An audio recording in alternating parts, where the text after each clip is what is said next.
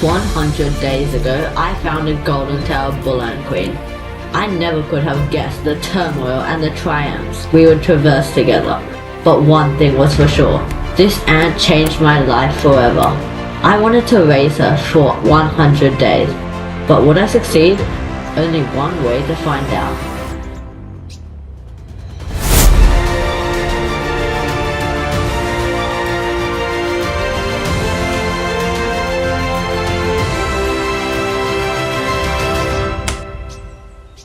Finding the queen.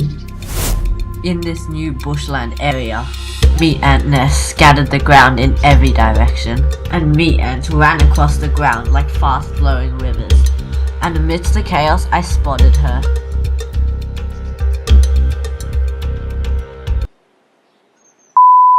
One year ago, I swore I would never keep a bull ant. But on day 2, all of that was about to change.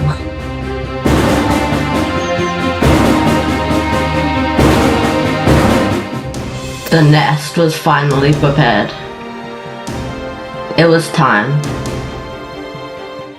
I took her out of the drawer carefully, making sure not to spook her, as scaring her would have terrible consequences, as I found out later on.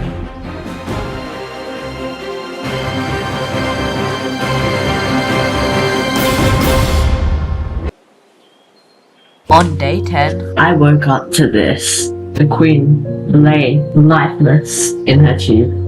I couldn't believe the journey was over this quick, so I left her there, maybe hoping something incredible would happen.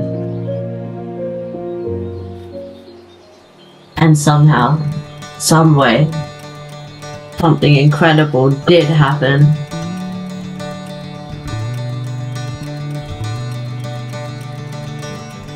As it turned out, she'd only been playing dead. Of course. I suppose I spooked her some way. I'd be much more careful next time.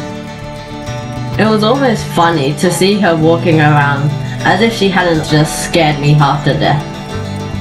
But either way, I was glad our journey hadn't ended yet. But as I found out on day 15, there were many things much more scary than just losing the queen. Closer than I could have ever realized. What I thought would just be a casual bushwalk soon turned into something much, much more. A test of loyalty. Midway through our trip, my friend was stung. His finger swelled up to twice its size, and the culprit? An ant the size of his finger, with a dark black body and a bright golden tail. Suddenly, the threat was real. I really thought, about why I hadn't wanted to keep a bull ant. But I just couldn't forget the way she'd looked at me when she'd seen me enter the room. That fear, the same fear I felt towards her. That same fear I'd felt when I'd seen her lying there in the tube, when I'd realized it could all be over so soon. And that's when I knew I could never end this. Maybe she would be different. Maybe not all bull ants are as terrible as we've been led to believe. Maybe all of that could change. Maybe, just maybe, we could make a difference. Or maybe we could change it all with this one queen. Let's do this, peace.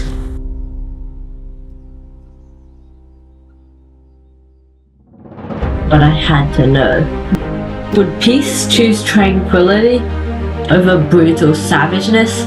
I decided to test it once and for all. I created the Peace Trial, designed to test Peace's reaction to a potential threat, as well as allowing me to judge my view on her in finality. However, the results were not quite what you'd expect. I put in the cricket, waiting to see Peace's reaction. And the cricket decided to run a half marathon. And then Peace decided to join him. Over the next 1.5 hours, Peace chased the little cricket all through the tank.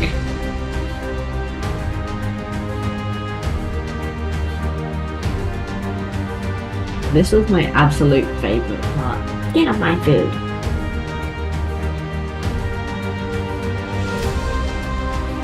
What? You watch it. Oh, I am so getting rid of you. Finally some peace and quiet.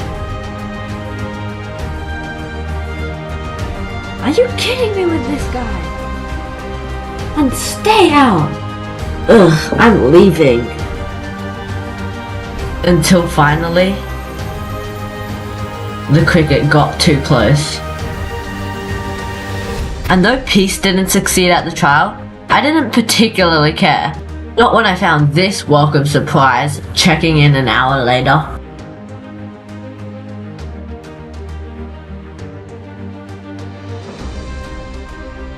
Peace finally had eggs. This was definitely a call for celebration, as I knew this was where it would finally start to ramp up, and I'd see some massive changes in the following month.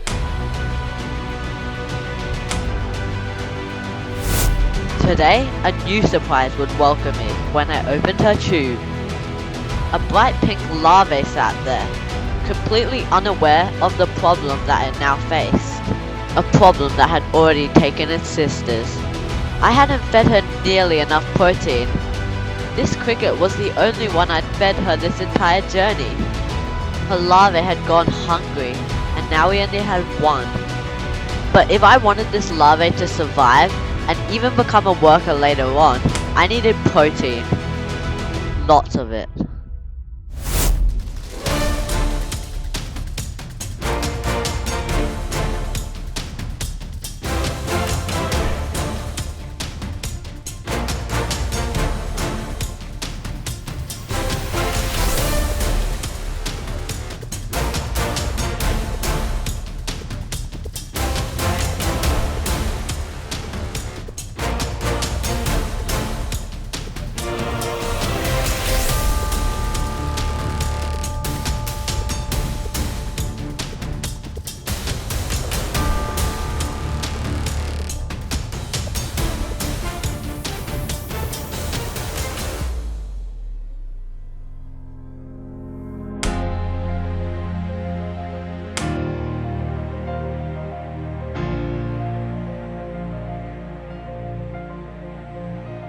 The larvae was coming along perfectly. But now something will go a little too smoothly. Her larvae is almost ready to cocoon. But it can't pupate at the moment. The glass of her tube is far too slippery for the larvae to get a grip. But luckily for me, Peace has this one under control. She worked tirelessly through the entire day, carrying sand for her larvae with haste, in preparation for its pupation. Hopefully this would be enough to allow the larvae to pupate successfully.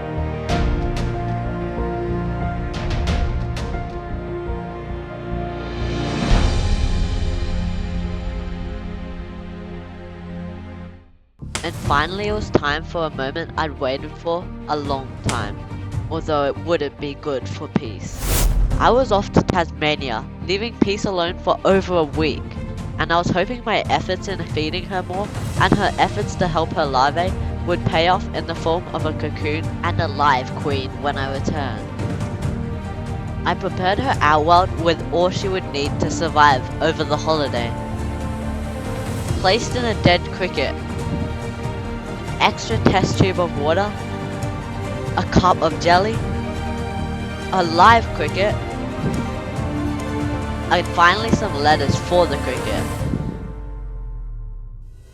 And finally I left her behind.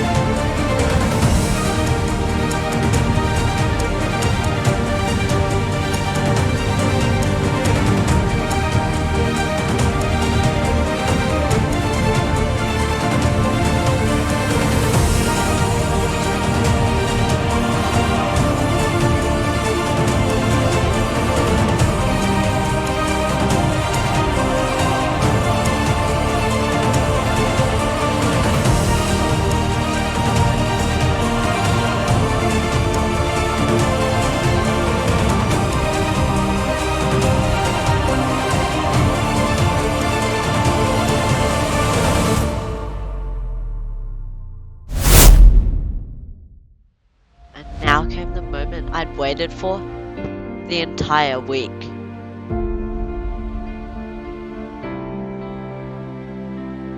She had a cocoon, safe and sound.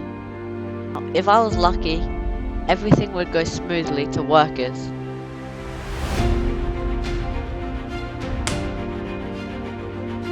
All of my hopes and dreams for this queen may have led up to this moment. I opened the test tube the slowest I'd ever done before.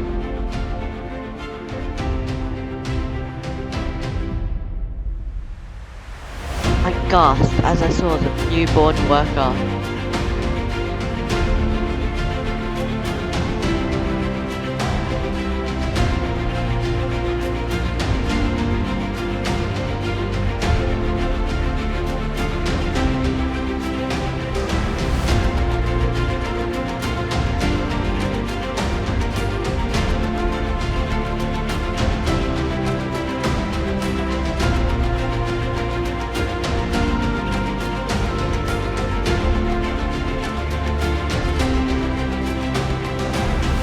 But little did I know, there was a much bigger problem that would soon arise.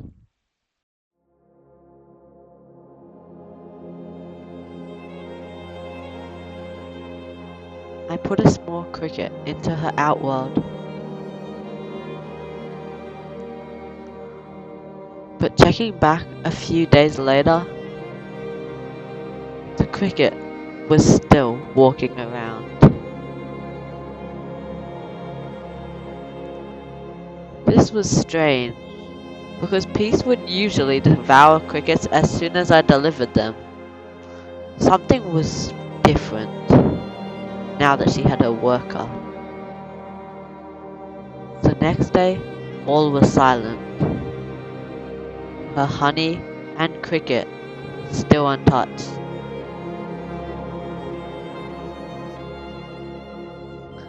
I hadn't seen Peace or her worker for over a week now. Finally, I could check up on her tube again. But what I saw made my heart drop. Peace and her worker were fine, but what they had, Peace was protecting something. She had a larvae in her tube. But with the workers' apparent inability to forage for food, the tiny larvae could starve.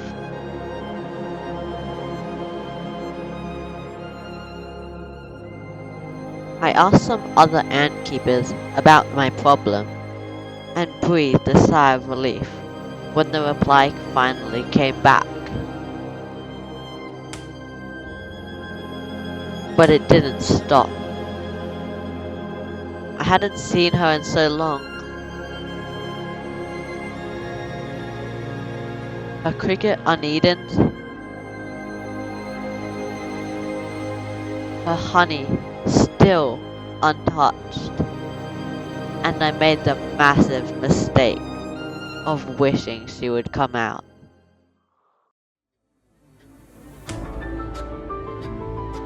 Everything goes wrong. I finally came back to see this worker and queen sitting outside the tube in the corners of the outworld. I knew something was wrong, very wrong, and I neglected these tiny bugs, which turned out to be my biggest mistake. I had to get to the bottom of this.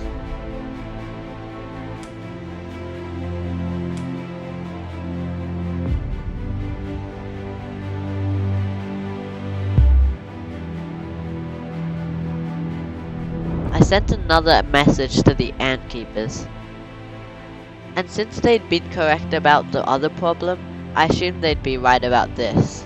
But leaving Peace alone was a massive mistake.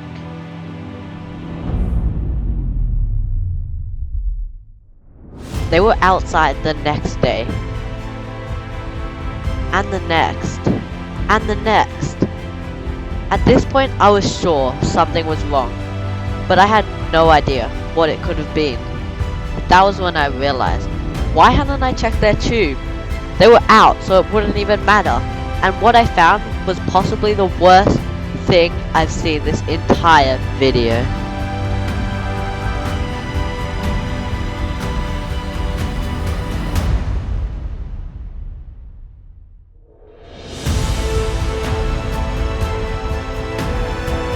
No. This was really bad. The tiny bugs from earlier had taken over Peace's home with sheer numbers. I stared in disbelief for a few seconds at what had happened and realized I had to move them into a new safe home before they became so stressed out that they couldn't even found a colony anymore.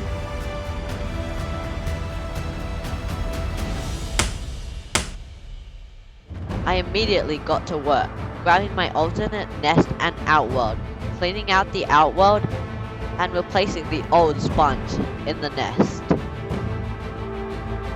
I connected the tubing between the nest and the outworld, then finished the outworld with sterile sand and a feeder, and finally the hardest job of all, moving the ants. But little did I know how hard this process would be. I first went in with soft tweezers.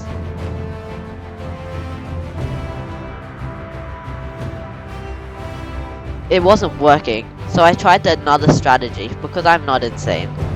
Yet. And turns out this strategy was far worse.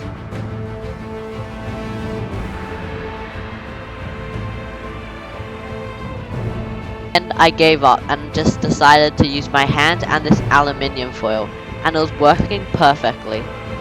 I could push the queen up onto the wall and get her on the foil, and after a few tries I actually got her. But next was the hardest challenge of all, getting the worker.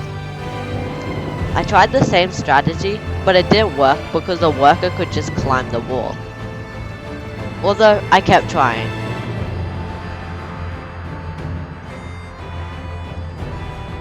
That was until I had the idea to use a test tube instead. And after continuing to struggle for a while, I got lucky, and finally she climbed into the tube. But of course, there was another challenge, getting her out of the tube. And at this point, I was going insane, and I'm sure you're probably bored of watching me suffer, so let's just say I shook the tube a lot, until she finally came out. And after over half an hour of work, it was done.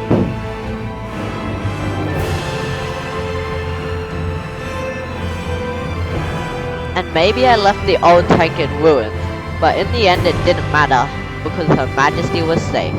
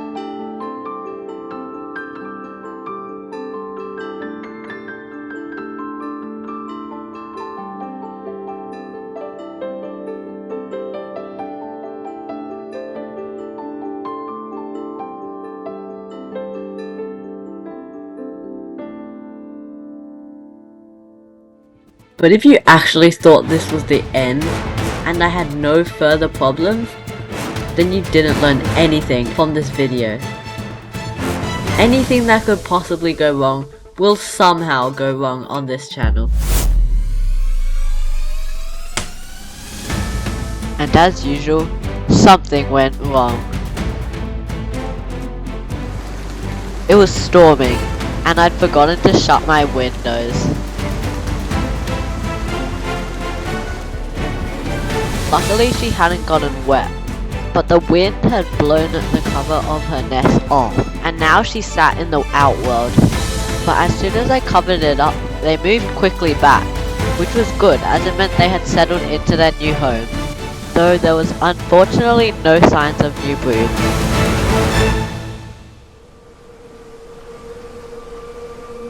So in the end, we only ended up with one worker.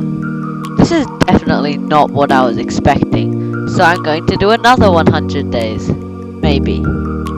These videos aren't staged, and actually take 100 days to make, as well as take a lot of effort from yours truly. So if you enjoyed, please consider leaving a like or a subscribe. It means a lot to me as such a small channel. Bye!